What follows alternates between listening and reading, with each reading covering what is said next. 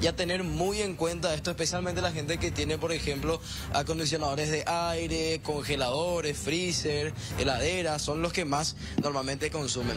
Pedro Quisioni, que es jefe de atención al cliente, está aquí con nosotros de la ANDE.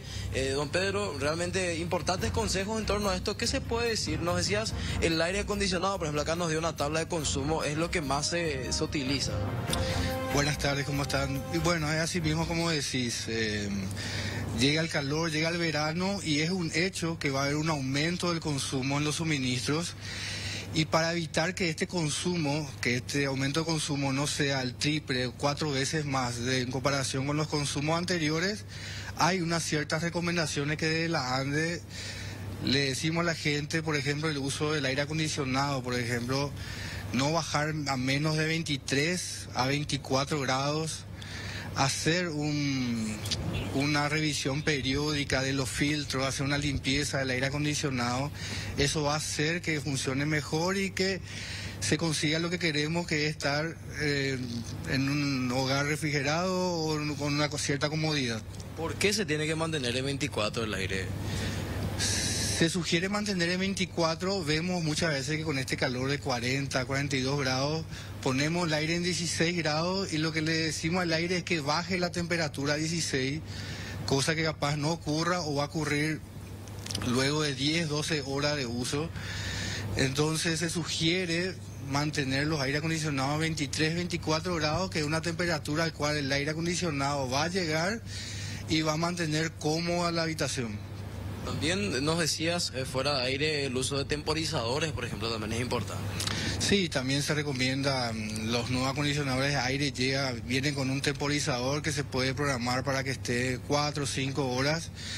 Entonces uno no va a tener sorpresas en su factura a fin de mes. Eso es, por ejemplo, evitable. Pero ¿qué pasa con la heladera, con el freezer, que suele estar las 24 horas conectado?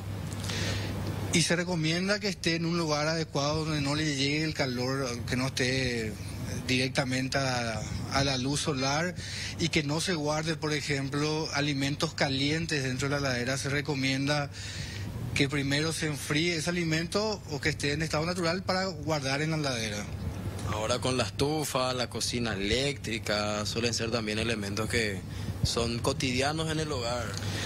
Sí, la ducha eléctrica o la estufa o la plancha también tienen un alto consumo, pero no se usan por muchas horas al día, entonces no tiene tanta repercusión en su uso.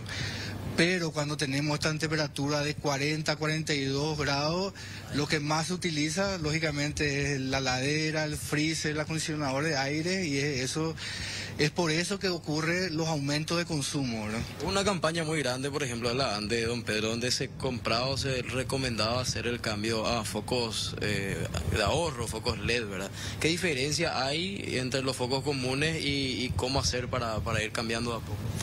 Sí, lógicamente estos focos LED, estos focos son en el mercado, tienen un mayor costo, pero a la larga tienen una mayor vida útil y lógicamente tienen un importante significativo en la factura de luz también.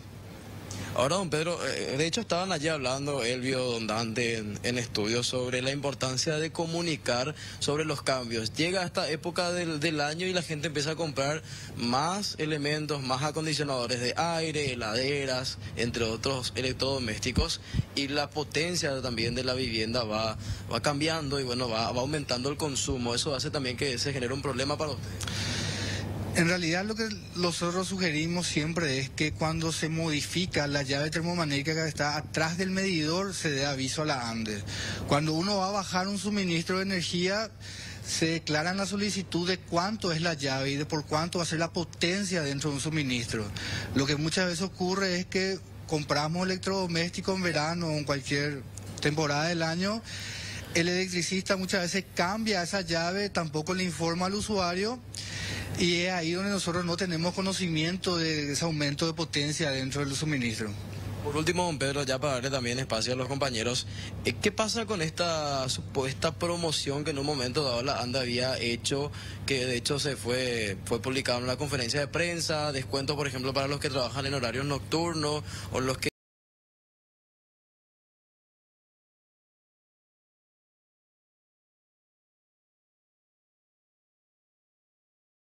llegan hasta cierto consumo habitual todos los meses. ¿Esto sigue en vigencia? ¿Ya no lo está? ¿En qué sentido va eso? Bueno, en cuanto a promociones, sí, el mes pasado nosotros hemos terminado una promoción en cuanto nosotros financiamos la deuda de los suministros con deuda hasta 24 cuotas sin intereses, pero eso hoy ya no está vigente. Sí tenemos los canales de fraccionamientos normales de deuda que hacemos hasta con una entrega del 20-25% de la deuda, el saldo de 24 cuotas. Con intereses. Las otras promociones de descuento que se había anunciado que podía haber pasado, por ejemplo, la gente que trabaja en panaderías a las horas de la noche, ya no está habilitado.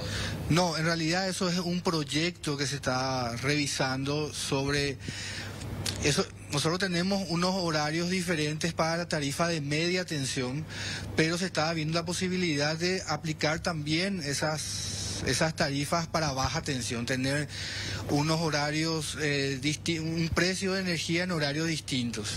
Algo que todavía no está en vigencia. Que todavía no está vigente, está en proyecto eso. Gracias, don Pedro. A ver si por ahí ustedes, compañeros, tienen alguna consulta, si en su casa hay muchos acondicionadores de aire, a tener muy en cuenta esto que decía el primero don Pedro Crisioni, que tiene que ver con el consumo de energía. No, lo mío, antes que nada, un comentario nomás, pero quiero que escuche don Pedro, ¿verdad? Acá Elvio no tiene problema porque él un ratito nomás pone su aire y después está con su pantalla, ¿verdad? O pone hielo frente al ventilador y otras cuestiones para enfriarse. Digo nomás, don Pedro, que en Paraguay es muy difícil el tema del temporizador, porque vamos a poner, yo pongo en 24 mi aire acondicionado y le pongo hasta las 5 quiero y apagar hasta las 5. Pero como si a las 5 después empieza a dispararse más. Si yo quiero dormir hasta las 7 de la mañana, a partir de las 5 hace más calor todavía. O sea, no es negocio poner eso. Pero aparte de eso, quería preguntarte, don Pedro, algo que lo comentábamos acá en la mesa. Capaz no sea tu área, pero como estás en la empresa, escuchaste de tus colegas, ¿cómo está el tema de expandir, no sé cómo decirte, una energía más confiable en algunas zonas del país? Por ejemplo, hay zonas del país donde hay baja tensión. Vos vas a poder explicar mejor eso. Hay muchas zonas del país, sobre todo en el interior. Y obviamente en esos lugares no pueden darse, entre comillas, el lujo de poner un aire acondicionado.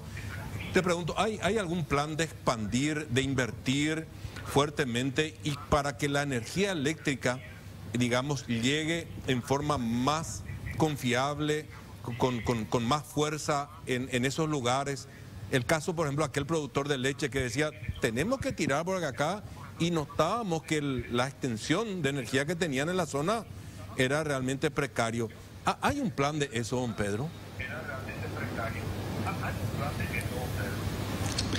Bueno, primero con el primer comentario que decías del aire acondicionado que podías programar hasta las 4 o las 5 de la mañana. Bueno, nosotros sugerimos a la gente, hay hogares que tienen ventilador también en la pieza, sugerimos que pueden programar su aire acondicionado 4, 5, 6 horas, y luego se apaga eso y queda con el aire acondicionado en una, vamos a decir, una habitación agradable, ¿verdad? Pero eso depende, por eso el uso siempre depende de cada uno. Nosotros lo que podemos hacer es solamente dar consejos. Sí. Y hay gente, por ejemplo, con el tema del aire acondicionado, hay usuarios que piensan que al poner en 17, 18 grados sale más frío el aire, y en realidad sale con la misma intensidad y sale igual de frío que al poner en 23, 24 grados, ¿verdad? Y con respecto a tu siguiente consulta, también yo hacía hincapié a la declaración de las llaves, a la declaración de la potencia de los suministros. ¿Por qué? Porque la ANDE, de acuerdo a esta declaración, sabe cuánta potencia hay en cada barrio, sabe cuánta potencia hay en cada ciudad. Y si los ciudadanos, si los usuarios cambian esa llave, nosotros ya no tenemos la seguridad de cuánto es lo que realmente es la potencia en su casa, y eso hace que muchas veces el transformador de un barrio, de una zona, no aguante y salte los fusibles, ¿verdad? Sí. No, de hecho, eso entendemos y siempre tratamos de replicar esa cuestión para ayudarles a ustedes. Si hay que reforzar con algún transformador en algunos sectores, se pueda tener y evitar, claro que sí, algo que ya, si eso ocurre, obviamente ya va a tener un problema, tiene que venir la gente de la ANDE, cambiar el transformador y todas esas cuestiones. Siempre hacemos. Pero y lo último para dejarte libre, ¿qué sabes, Pedro, sobre el proyecto de expansión con una energía más confiable, sobre todo en el interior, donde en algunas zonas se tiene solamente de media tensión, creo que le llaman, Pedro? Sí, en realidad la ANDE está haciendo inversiones ya desde, vamos a decir, 4 o 5 años que está invirtiendo en cables protegidos, en conductores de calidad, en postes. Pero referente que vos me hacés y el caso del productor de leche, por lo que entiendo, la ANDE no tuvo conocimiento del reclamo realizado. También se está invirtiendo, porque aquí en Asunción ya tenemos barrios donde por más que un usuario no esté haciendo el reclamo, ya tenemos la información por nuestro sistema que no hay energía en los barrios, pero eso se quiere replicar a todo el país, para que en el momento que no haya luz en un sitio, sea cual sea, nosotros de acá desde la operación ya sabemos que ese usuario no tiene luz. Ahora mismo, Pedro, ¿hay alguna localidad acá, capital, central, pues, con problemas de suministro? Yo tenía registrado como la zona de Botánico que estaba con algunos inconvenientes, pero aparte de eso no. ¿Y qué pasa en la zona de Botánico? Pero tengo que ser sincero, no es mi área, yo soy del área, yo soy del área comercial. Todo lo que sea consumo, deuda es mi área comercial. Pero lógicamente por estar en la empresa tengo conocimiento también, como los eventos ayer en Itagua que afectó a gran parte de la población, ¿verdad? Lo ultimísimo, ¿cómo está el tema de los usuarios? La mora, ¿cómo está? Sí, nosotros tenemos una gran cantidad de clientes morosos. Ya veníamos con una cartera morosa importante antes de la pandemia. Lógicamente después de la pandemia esto se agravó.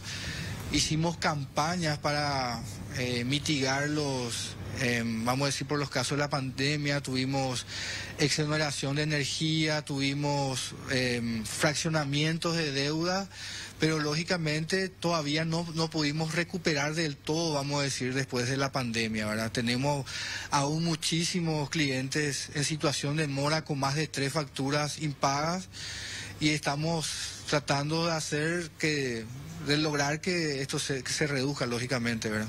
¿Y qué porcentaje, Pedro, decía? Tenemos más o menos el 30% de los usuarios en situación de mora, vamos a decir. ¿Y en plata cuánto sería eso? Facturas pendientes. En plata no te puedo estimar en dinero cuánto es. Pero suena fuerte, Pedro, 30% suena muy fuerte. Vamos a buscarle seguramente a otro referente de la empresa para tener esos datos, ¿verdad?